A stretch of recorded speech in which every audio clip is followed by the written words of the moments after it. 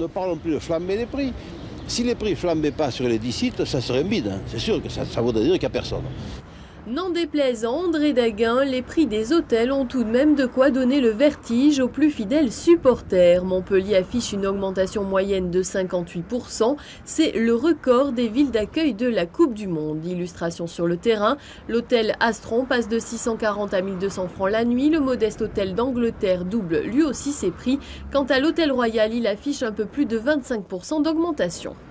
Les chambres tout confort qui sont dans les 400 francs sont à 600 francs pour la période de la Coupe du Monde. Et oui, la Coupe du Monde, ça se paye. Face à ces dérapages, quelques palliatifs tout de même. L'opération Prix Bleu, lancée en catastrophe il y a quelques semaines, elle regroupe des hôtels pratiquant les mêmes prix pendant, avant et après la Coupe du Monde. C'est le cas de l'hôtel Prime à Saint-Jean-de-Védas.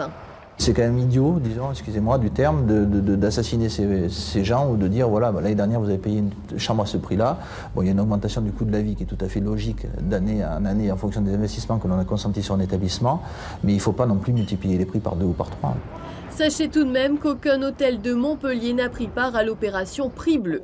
Autre palliatif à la flambée des prix, la centrale de réservation officielle de la Coupe du Monde, Mondi Reza. 44 hôtels au départ étaient affiliés à cette opération, il n'en reste plus que 30. Motif de la discorde, un taux de remplissage trop bas. Il faut savoir aussi que sur le parc hôtelier de départ, beaucoup d'hôtels étaient situés quand même sur des emplacements éloignés du site. Donc automatiquement, beaucoup plus difficile à vendre pour nous 4 mois avant le début de la compétition. L'affaire est aujourd'hui close. La majorité des hôtels du centre de Montpellier est à 75% complet. Pour en revenir au prix, Mondi Reza s'est bien sûr penché sur la question en les bloquant à 25% d'augmentation.